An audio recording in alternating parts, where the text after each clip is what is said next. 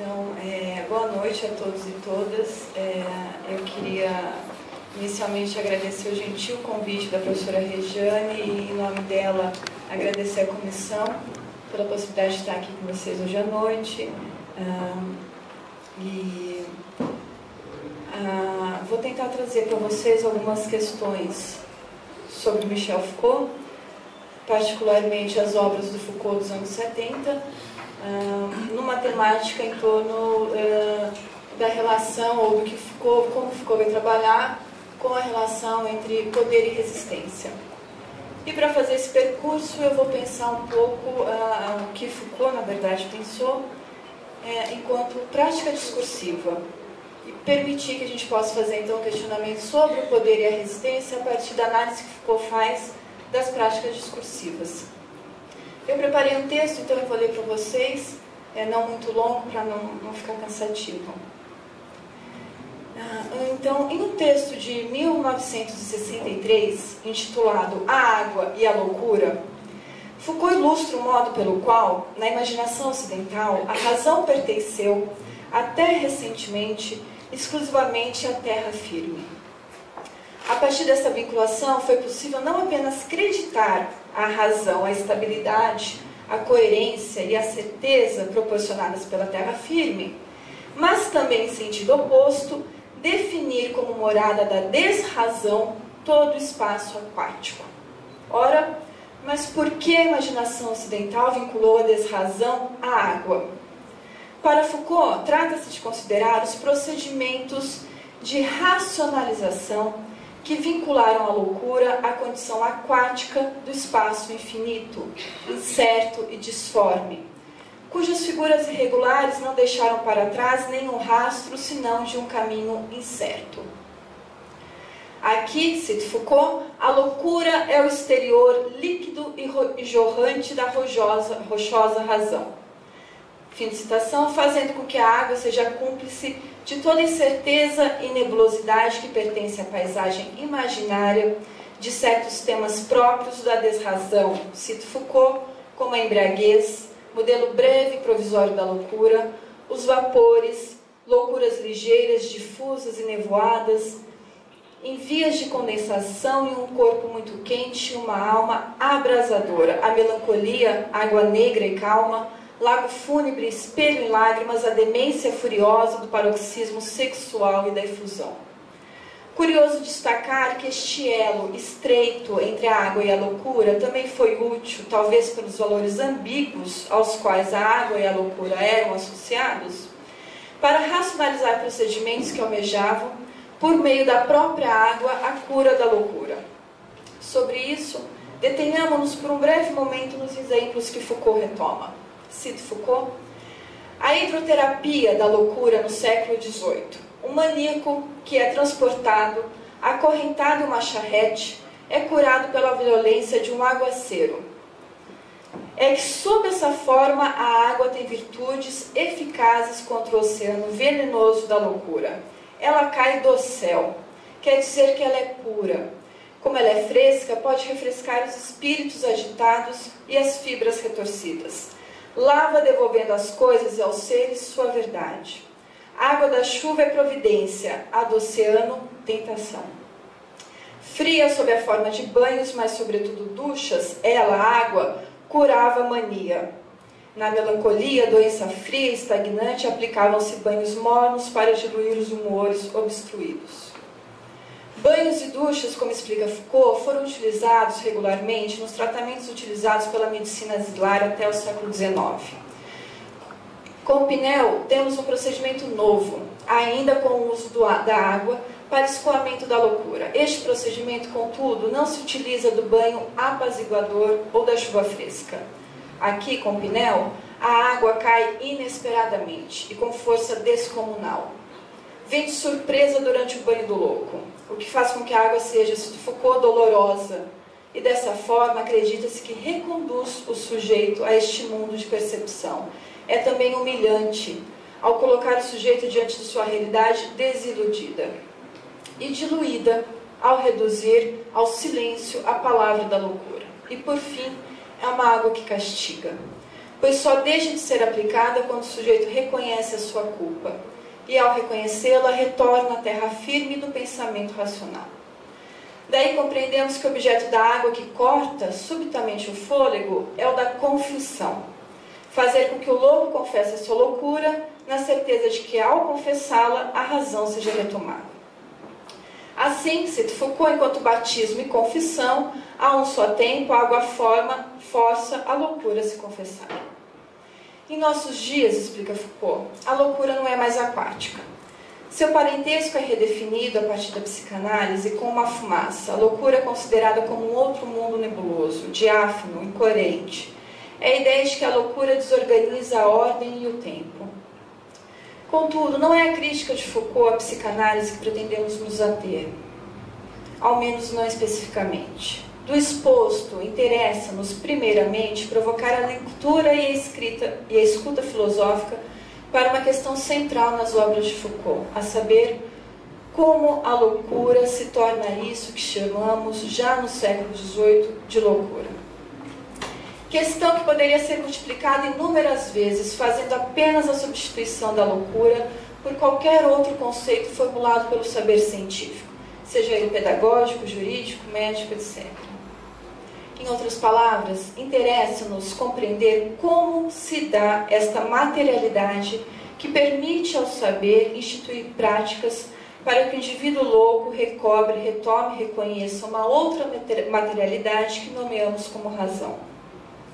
Será no interior dessas análises que poderemos explicar, então, na segunda parte do nosso texto, como é possível haver processos de resistência face ao exercício do poder que, ao lado do saber, estabelece de forma incontestável e por diferentes estratégias e dispositivos a distinção entre o normal e o anormal, o louco e o são, o marginal e o justo, o heterossexual e o homossexual, o pervertido e o moral, entre tantas outras objetivações que passaram a constituir a noção de sujeito no final do século XVIII. Lancemos-nos, portanto, primeiramente, sobre as reflexões de Foucault presentes em Arqueologia do Saber. É nesse texto que Foucault questiona o que há, afinal, de tão perigoso no fato das pessoas falarem e de seus discursos proliferarem. O desenvolvimento dessa questão nos permite compreender os procedimentos pelos quais o discurso é recortado, delimitado, dilacerado, distribuído, organizado, ou seja, as formas pelas quais o discurso é instrumento para que a verdade possa ser dita. Eis nossa imersão em um conceito-chave para o desenvolvimento de nossas reflexões. Trata-se da vontade de verdade. Estratégia que efetiva, em Foucault, a raridade do discurso. Ou seja, da estratégia por meio da qual o discurso é materializado enquanto realidade de algo pronunciado ou escrito. Como ocorre com as práticas discursivas do professor, do médico, da família, também com o que passa a ser escrito nos registros, nos livros, nos arquivos, nos exames, nos relatórios, por fim, nas doutrinas. Na realidade, Foucault destaca não apenas uma, mas 3 práticas do discurso verdadeiro. São elas: a vontade de verdade, a interdição, que é a palavra proibida, e a separação e rejeição, que é a segregação da loucura. Com relação às práticas de interdição, a sexualidade é um exemplo significativo, pois envolve essas 3 interdições que se cruzam. De quais interdições eu estou falando? Estou falando da vontade de verdade, da interdição, da separação e rejeição. Tomemos um exemplo para ilustrar o modo pelo qual essas interdições ocorrem. Sabemos, e só sabemos porque somos disciplinados para saber, que um escolar não pode se levantar durante a aula para comunicar ao professor e seus colegas que pretende se retirar, pois sente o desejo de se masturbar. Tampouco esse escolar poderá fazer em sala de aula. E não por outro motivo, senão pelo fato de que o sexo é um assunto tabu, do qual não se pode falar tudo em qualquer circunstância e nem por qualquer um. Mas certamente esse mesmo escolar não sofreria interdição se procurasse um psiquiatra, ou seja, o poder e o saber, para se curar, entre aspas, dos desejos incontroláveis de se masturbar durante sua aula. Ainda, se estendermos mais um pouco esse exemplo, se esse mesmo aluno optasse por se masturbar na sala de aula, sobre ele uma outra prática de exclusão recairia. Tratar-se-ia, neste caso, não mais da interdição, mas da separação e da rejeição, prática de interdição, que é a loucura. Práticas que acompanham a oposição entre razão e loucura. E eis aqui também o escolar estaria sujeito ao exercício do poder psiquiátrico. Temos assim delineados, ainda que superficialmente, os procedimentos de exclusão que implicam na interdição, bem como na separação e na rejeição, que é a razão e a loucura. Resta-nos compreender a última prática discursiva de exclusão, que é a vontade de verdade. Na tentativa de exemplificarmos, retomemos o nosso exemplo. Poderíamos supor que o escolar só não se masturba na sala de aula porque sabe que não pode, ou, em outras palavras, porque se subjetivou a partir da própria interdição. Mas o que escapa a esse discurso já normatizado é aquilo que se perde com a cesura que a prática discursiva produz. Esmiuçando a questão, o lugar a partir do qual a escola fala, o médico fala, o aluno fala, é aquele que possui os seus enunciados já definidos, já materializados, normatizados. Enfim, o lugar no qual se definiu não só o que é a masturbação, mas o que é o próprio desejo. Vontade de verdade que fez um algo se tornar masturbação no lugar de qualquer outro algo, que fez a loucura se tornar loucura no lugar de qualquer outro algo. É o momento em que a verdade se coloca no discurso ao qual era preciso submeter-se, como o discurso da justiça, que atribuía a cada um sua função, desloca-se também o discurso que profetizava o futuro e suscitava a adesão dos homens, para se atrelar ao discurso que diz a verdade. A verdade se acoplou assim ao enunciado, para seu sentido, sua forma, seu objeto, sua relação e sua referência. Portanto, o discurso não é mais aquele que constrange a fazer determinada ação, que, portanto, não está mais ligado, não mais exclusivamente, ao exercício do poder. Eis que, com essa terceira forma de exclusão, que é a vontade de verdade, temos um discurso que diz a verdade. Por isso, não é apenas uma relação de poder que Foucault trata, mas uma relação de saber e poder. Assim, se acostumados estamos a atribuir à verdade uma força doce e universal, entre aspas, isso não significa que o discurso da verdade se constitua pacificamente e que não seja passível de alteração. De fato, não há como negarmos que o discurso verdadeiro pacifica divergências. Mas se ele o faz, é justamente pelo fato de que a verdade exerce pressão e coação. Também é passível de alteração, pois há um discurso atrelado, como os outros sistemas de exclusão também o são, à construção da vontade do saber, ou seja, há um suporte institucional, como a pedagogia, as bibliotecas, os laboratórios, e é conduzido pelo modo que o saber é na sociedade, cito Foucault, valorizado, distribuído, repartido e, de certo modo, atribuído. Ao desvelar o modo pelo qual, a partir do século XVIII, o discurso verdadeiro é naturalizado, Foucault traz para o domínio da coisa dita o discurso, ou as formas discursivas, promovendo assim o deslocamento do domínio da história tradicional, unidades teóricas da disciplina, como a medicina, a política e mesmo a própria história. De fato, para Foucault, o sujeito que faz da história uma disciplina antropológica ignora com seus discursos, suas definições e suas conceituações o que Foucault chama de irrupção de acontecimentos. Nas palavras de Foucault, em suma, a história do pensamento, dos conhecimentos, da filosofia, da literatura, parece multiplicar as rupturas e buscar todas as perturbações da descontinuidade, enquanto a história propriamente dita pura e simplesmente parece apagar, em benefício das estruturas fixas, a irrupção dos acontecimentos. Assim, restituir à história o lugar da irrupção dos acontecimentos significa restituir à história a sua voz, que independe do sujeito que fala. Implica em considerar a história como um acontecimento. Seria como restituir à história um enunciado que apenas diz algo da ação dos corpos, sem pretender, contudo, atribuir um sentido que não seja o próprio acontecimento a esta ação. Daqui a pouco isso vai ficar um pouco mais claro. Nessa perspectiva, a análise do enunciado proposta por Foucault pretende desconstituir a raridade do enunciado efetuado pelas práticas discursivas. A raridade, para Foucault, ela faz sentido, então, quando eu digo que apenas um discurso é válido, portanto, como o discurso científico. Tornar o discurso raro é fazer com que um discurso seja o verdadeiro. A análise Foucaultiana busca manter a indeterminação do enunciado, a possibilidade das coisas serem designadas por enunciado sempre determinável e não determinado. Do enunciado não pertencer ao sujeito que fala, mas permanecer sempre no mais breve instante. Com efeito, é uma proposta de análise do enunciado que se aproxima de modo significativo dos lineamentos da noção de acontecimento histórico.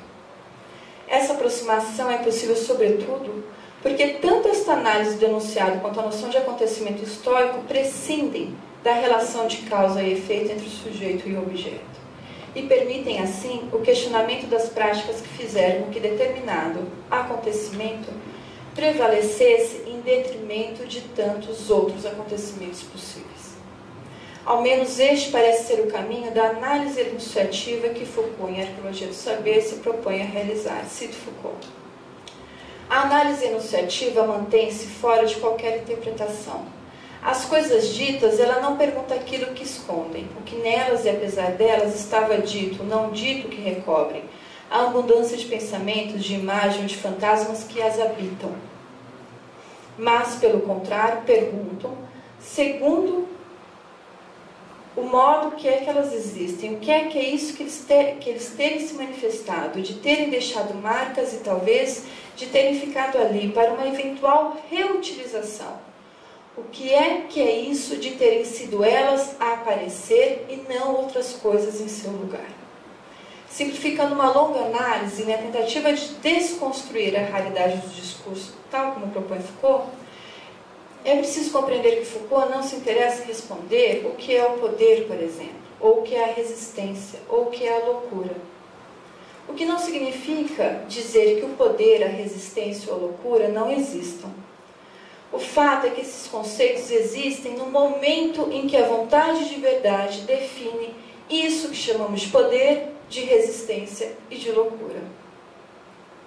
Uma perspectiva que considera a irrupção dos acontecimentos na história, na esteira do antigo estoicismo, preocupa-se particularmente em desvincular o ser do ser aquilo que não é ser, mas atributo do ser.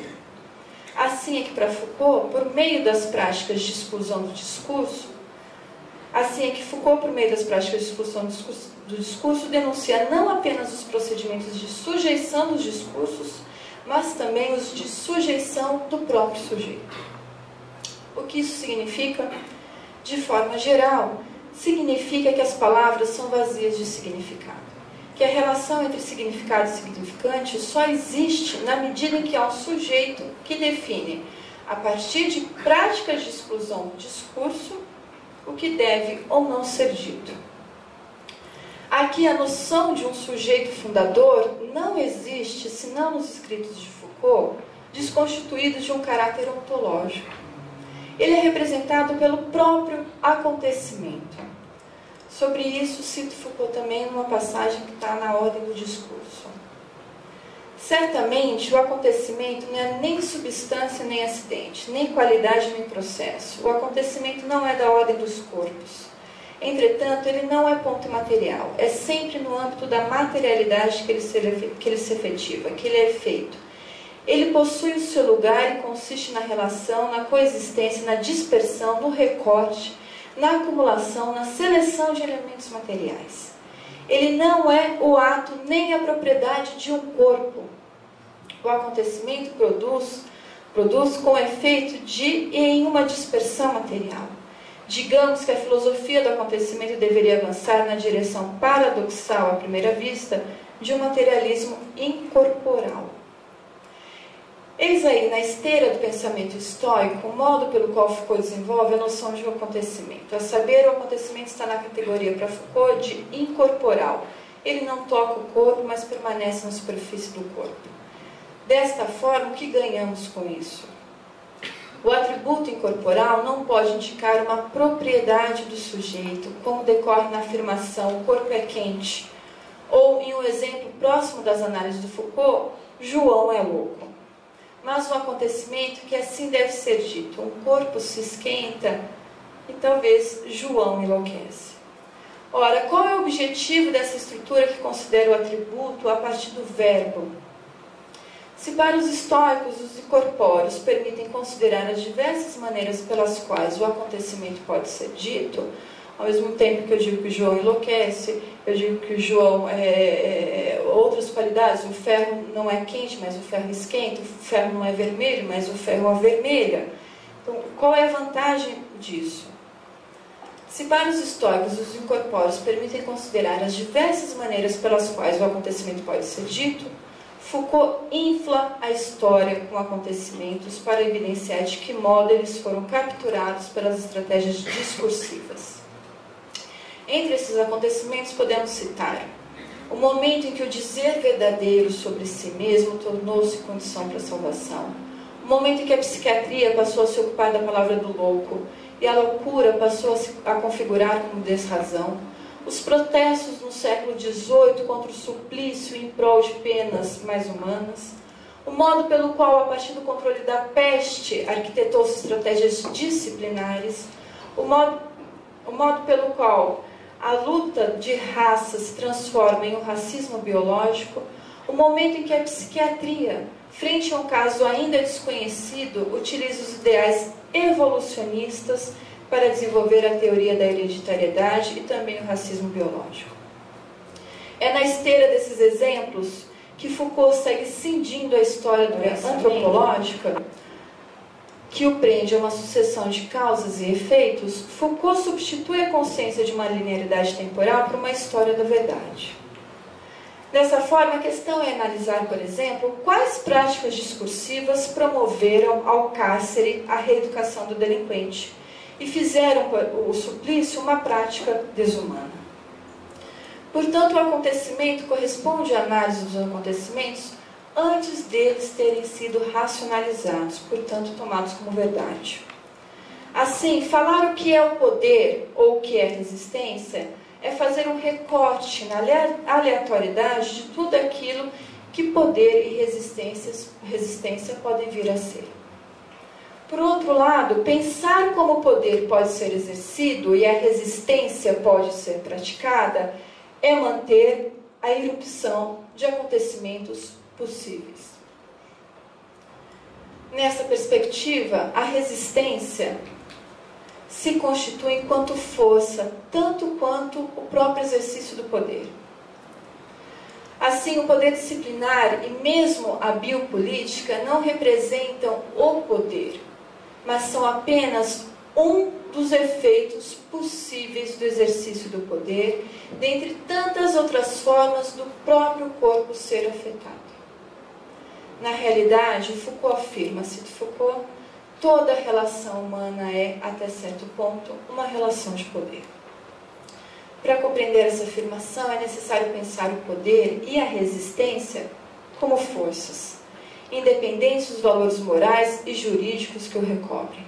Ou seja, pensar o poder e a resistência para além do bom e do mal, do certo ou do errado, do lícito e do ilícito, do normal e do anormal, para então analisarmos estes dois termos, poder e resistência, como uma força que nos afeta a todo instante.